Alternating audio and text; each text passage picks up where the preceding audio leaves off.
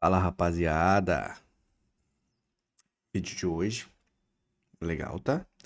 Mas só pra falar que acabou, tá? Já li tudo e eu comecei um outro, comecei esse aqui, ó. Amigos, Amores, aquela coisa terrível. Já li quase a mesma quantidade de páginas, já li 25, são 280.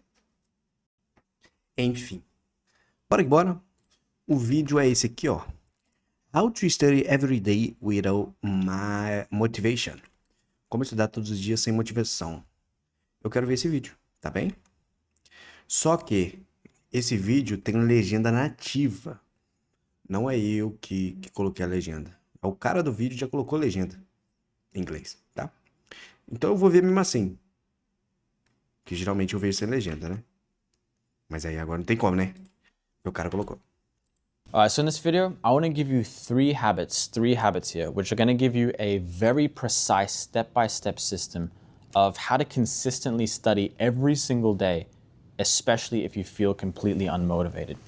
Because in high school and engineering school, I was a top student. I got straight A's. I could study about 2 hours consistently every single day because my studying was spread out throughout the semester.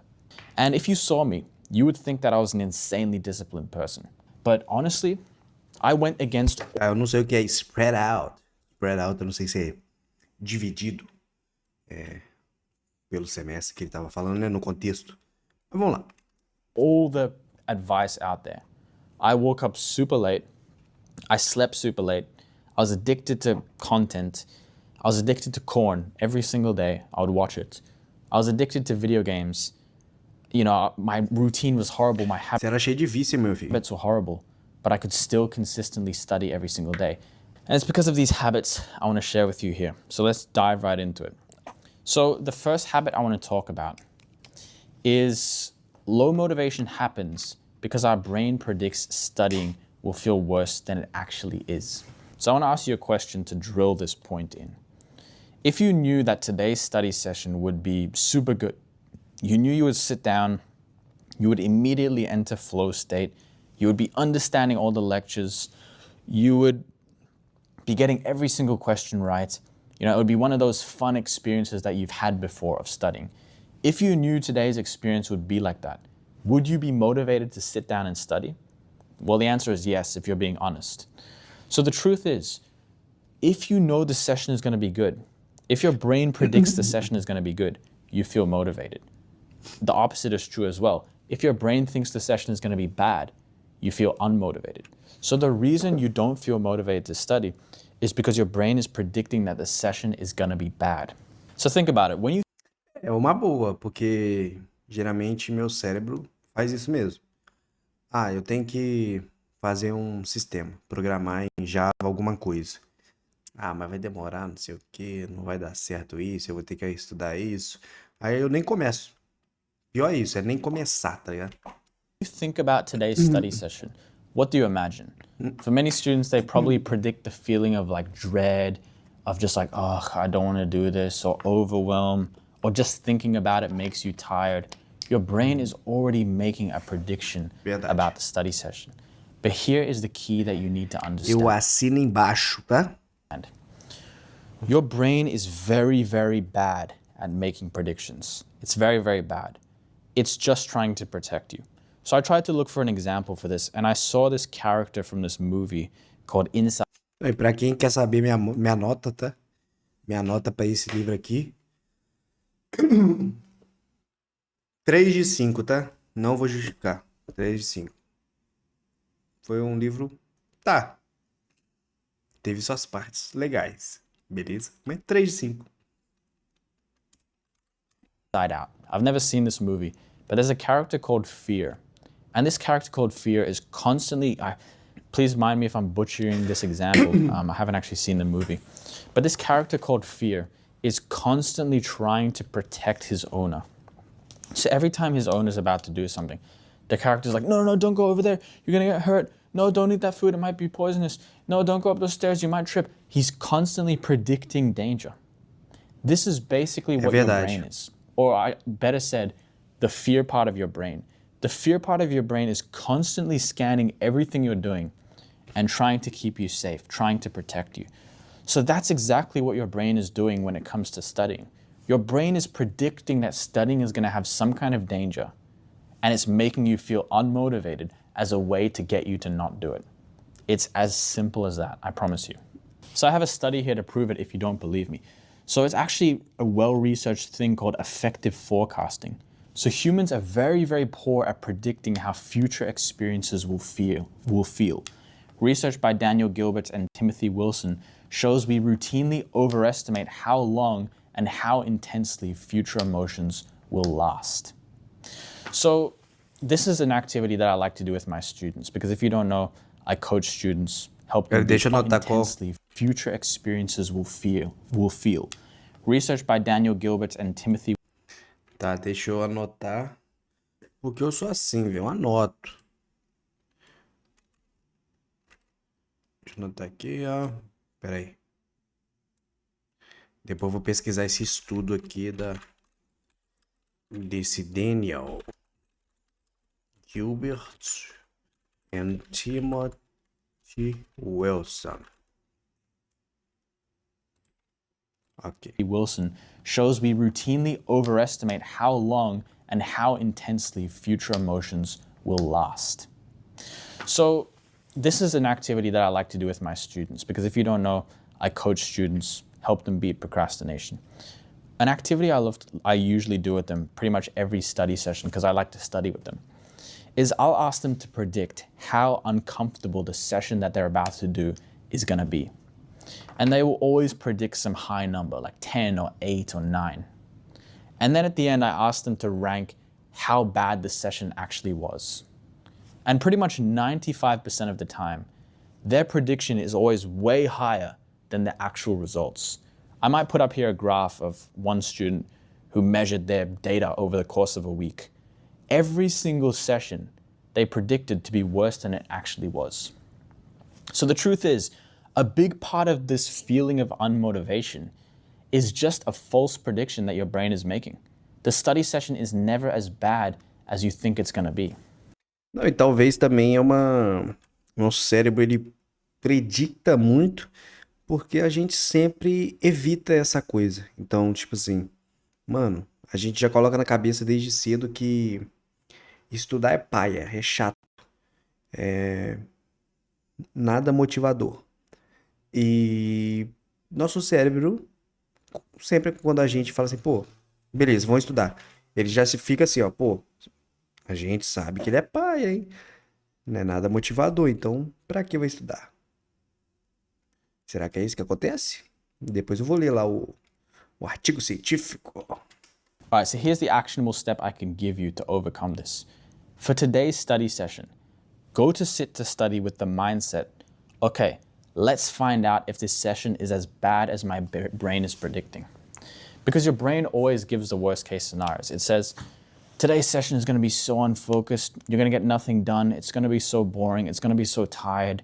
But here's the reality, like today, right, when I was recording this video, I was insanely tired before I recorded this video. And this doubt started coming into my mind. There's no point recording this video. You're going to be so tired. You're not going to be able to explain the concepts on the camera. The audience is going to hate you. You know, my mind was saying all these things. But I was like, okay, let's just turn up and do it anyway, and let's see what happened. And the tiredness came, and it left. It disappeared. My prediction that my brain made was completely wrong. All right, the second tip I want to give you here is take frequent breaks. So when you do really, really long study sessions, it kind of pushes you, it burns you out. Your brain starts learning, okay, studying sucks. So if you push too hard, your brain starts building up these predictions of studying sucking. So if possible, try not to, push too hard. Give yourself frequent breaks. That's the tip I want to give you. I'll give you an example here. So there's this author, I believe it was Hemingway. One thing he does is he leaves his writing day. He finishes his writing day when he's still in flow state, when he still has ideas coming, because it makes it so it's easier to start tomorrow. So that's the first tip here that I want to give you. Your brain's predictions are often wrong, and enter the study session with the goal of trying to prove those predictions wrong. And just understand that your brain is trying to protect you. All right, so the second point that I want to mention here in this video, I've got it here. Emotions, including motivation, are information, not instructions. Very weird video, but like emotions are information, they're not instructions. So let me go into this. This is the key point. I should have put this first. If you can understand this point here, I promise you, you do not need any more time management techniques. You do not need any more study hacks. This is the root cause. This is the reason why you can't be consistent, why you can't focus. The emotional level, I'm going to explain this to you. Trust me, this is the key. If you can understand this, this is like the biggest thing. So here's the thing. Most students sit to study and they feel an uncomfortable feeling. This is just a fact. Maybe they sit down and they just can't focus, so they feel boredom.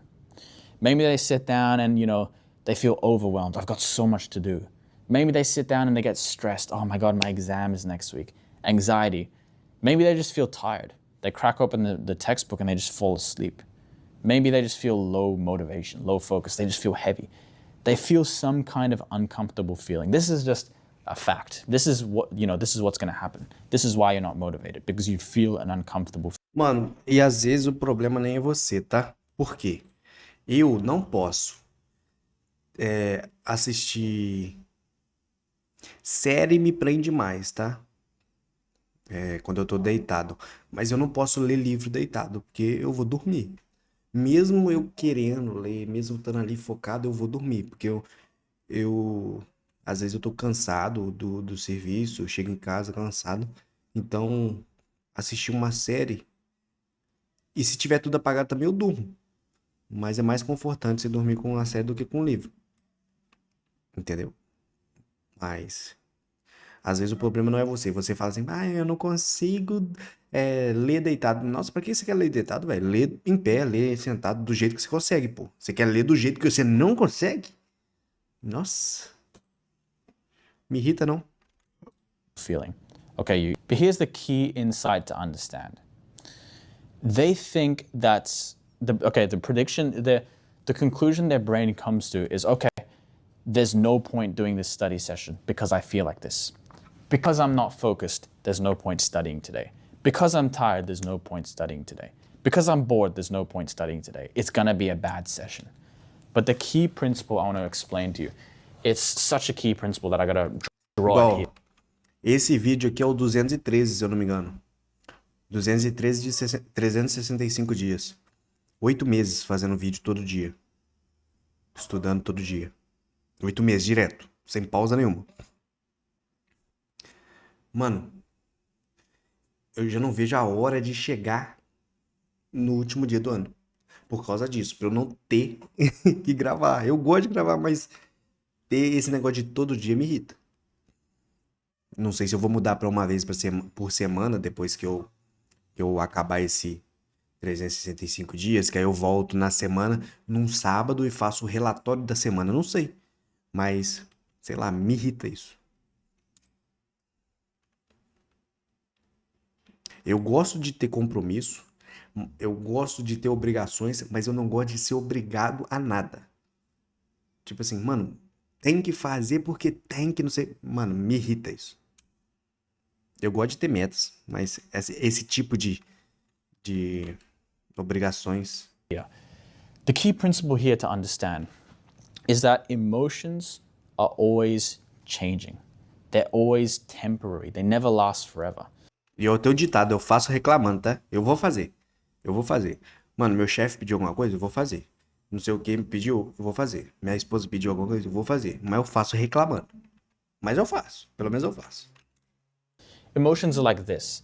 They go up and down and up and down and up. But the thing is, when we're experiencing the emotion, it feels permanent to us. That's why we don't start the study session. We think, oh shit, I started the study session and I feel bored. I'm gonna feel bored the whole session, I'm gonna leave. Oh my God, I feel tired. I'm gonna feel tired the whole session, I'm gonna leave. But the reality is emotions are always changing. They're always like this. And you might not believe me, I'll give you an example here. So I've been meditating for about 2 hours every single day for about the past year and a half, more or less. And by far the biggest lesson that I've learned from doing this is not feeling calm. You know, many people think that the goal of meditation is to feel calm. Actually, one of the biggest lessons that I've ever learned in meditation is one of the biggest things I've observed. And I learned this from the meditation teacher who taught me this method. His name is S.N. Goenka. He, teaches this meditation technique. Basically, the biggest thing I've learned is that all emotions, all feelings that you experience are temporary. They're constantly changing. Sometimes I'll sit down to meditate for an hour and I'll just be so bored at the beginning. I'll just feel so bored. But then that boredom will go away. And then I might get angry. And then I might get neutral. And then the boredom will come back. And then just suddenly a wave of tiredness will hit me. Maybe I'll put a clip here of me sitting down for meditation and just getting tired out of nowhere.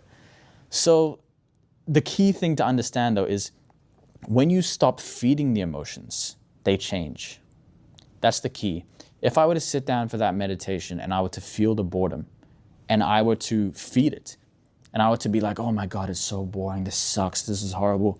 When's this going to end? When's the timer going to go? Then yeah, I would feel bored for an entire hour. But when I stop feeding that boredom, Então, eu sou adepto a isso, tá? Eu não sou uma pessoa super otimista, mas também não sou muito pessimista, não. Então eu gosto de ter pensamentos positivos. Ah, tá, mas vai melhorar. Tá chato agora, mas vai melhorar. Isso ajuda demais. Porque se você ficar só focando no que tá chato, tá chato, tá chato, tá chato, tá chato, você desiste. Igual ele tá falando. Fica entediante. Mas se você fica, pô, vai melhorar, tá? Ah, legal isso aqui, não sei o quê. Vai melhorar. when I observe it objectively, then the boredom starts to pass away and something else comes. So research has proven this time and time again. So I'm going to just read some research here because there's always going to be some guy in the comments who says, show me the research. By the way, like most of this stuff that I learn is with Tushar. Me and Tushar, like I said, we coach students. We help them overcome procrastination. Most of this stuff that I'm sharing here is stuff that we've realized just by, number one, working on ourselves super, super deeply. Spending, thousands of hours meditating, observing our minds, observing our emotions, working on ourselves, working on our emotions. And number two, experimenting with students, trying all this stuff. So everything I'm teaching you here has been proven by, it has been proven to give students results. It has been proven to help them overcome procrastination and focus. So even if I'm not giving you the scientific research, this stuff works. So, you don't have to take my word for it. Try it in your own life and see what happens.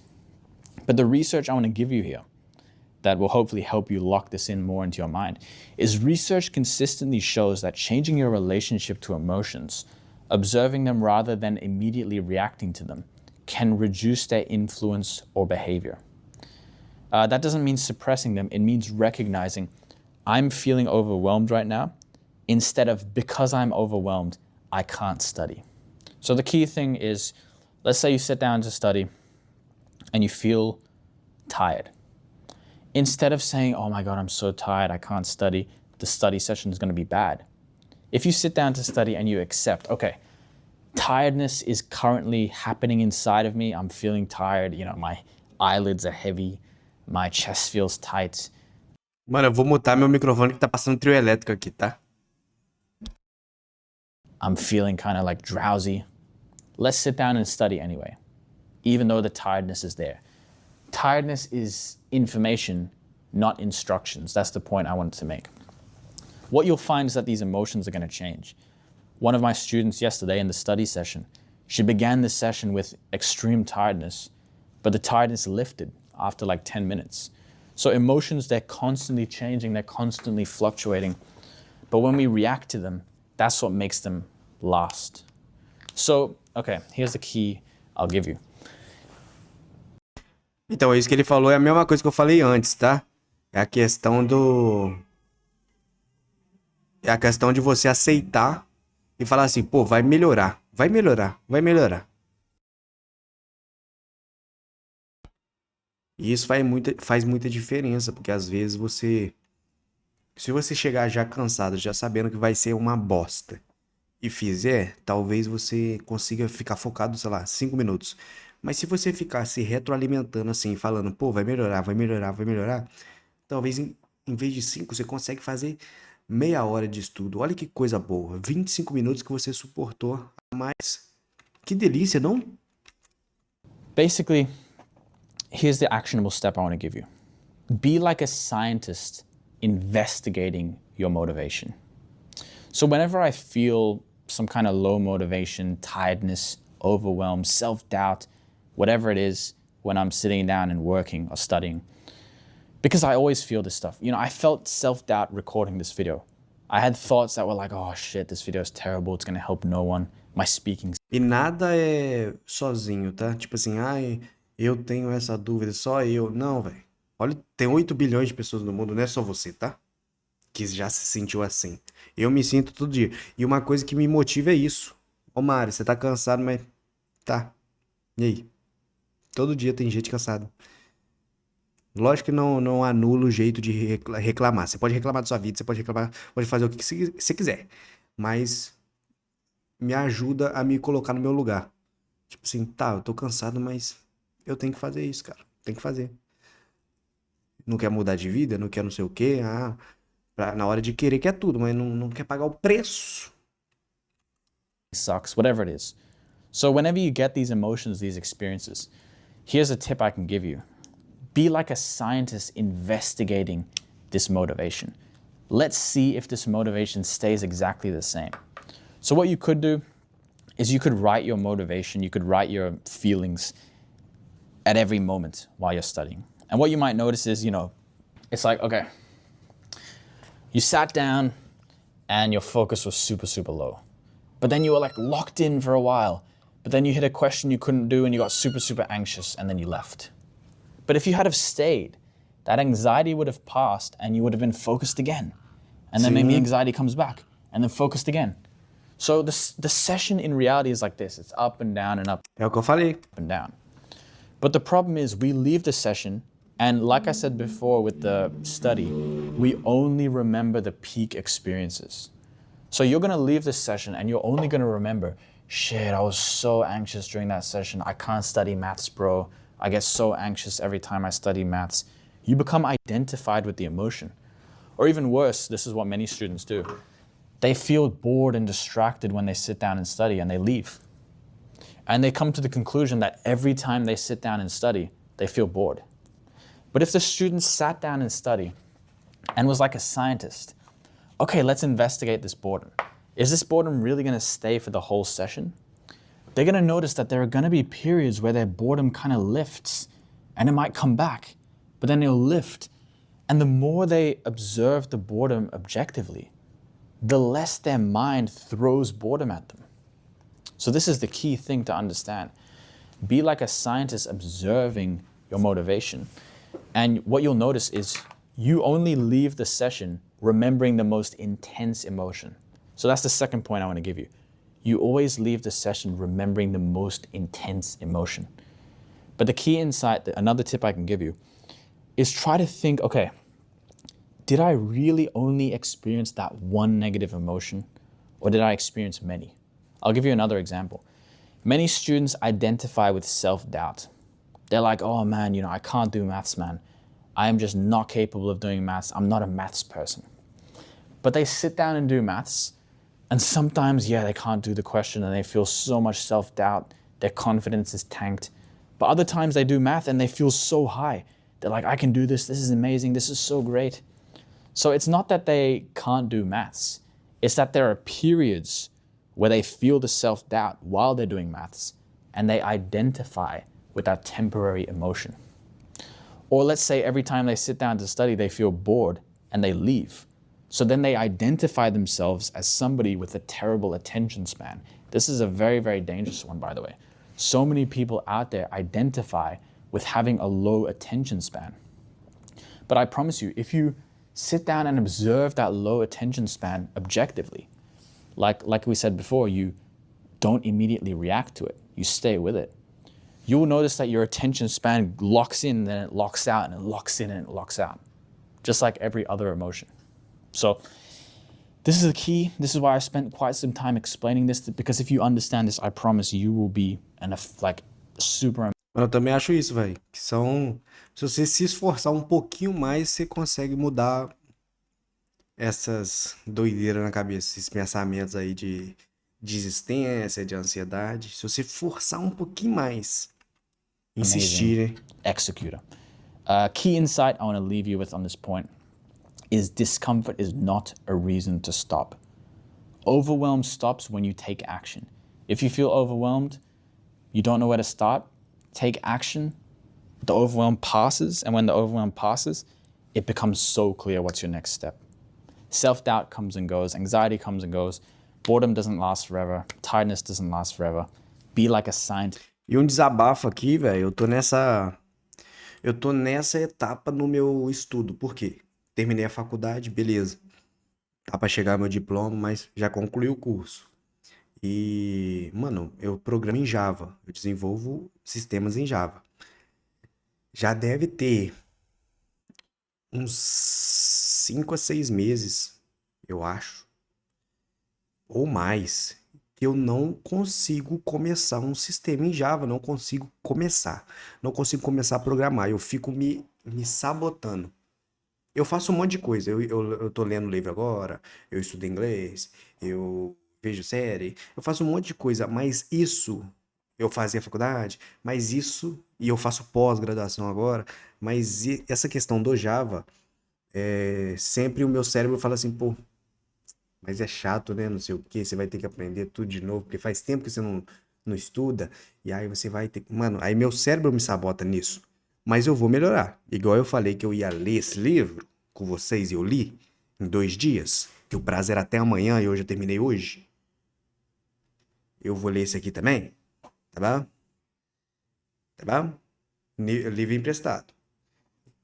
Esse Jorge Amado aqui é meu. O, Assim como eu venci isso, eu vou vencer essa questão Eu olho aqui pra cima porque meu quadro é um quadro que eu escrevo, né, com canetinha bastão. É um quadro branco, 90 centímetros, e eu escrevo as coisas nele. E eu olho aqui porque tá aqui. Estudo de Java. Dar o primeiro passo e desenferrujar. Muito tempo parado. E até hoje eu não dei esse primeiro passo. Mas eu vou? Eu vou. Eu vou, ué. Tô falando que eu vou, pô. Just investigating your emotions. That's all right. So I'll leave you with a final cringe quote here just to end the day. Don't wait until you feel like studying. Study until you feel like studying. All right, that's it. By the way, first link in the description below is a Essa frase é quote boa, here hein? just to end the day. Don't wait Não espere até você se sentir pronto para estudar. until you feel like studying. Study Estude até você se sentir pronto para estudar direito, alguma coisa assim. until you feel like studying. All right, that's it. By the way, first link in the description below is a free community if you want to join like-minded. E do mesmo jeito que eu vim aqui falar que eu terminei o livro, falar a promessa para vocês, quando eu começar a voltar com o sistema em Java, vou fazer minhas programação e tal, eu vou falar com vocês aqui também, porque eu vou voltar, velho. E é isso, eu sou bem objetivo. Demoro, mas eu sou objetivo. People who are learning emotional intelligence, mastering their minds. I don't know how long this is going to be free for, but join it below. We do challenges. I give value posts in there. You know, everybody's talking about mastering their emotions, mastering their minds. I've got a free course in there that goes deeper into emotional intelligence. You can actually understand your patterns, what's making. Foi esse o vídeo, tá, gente? Tamo junto. É nóis. E até amanhã.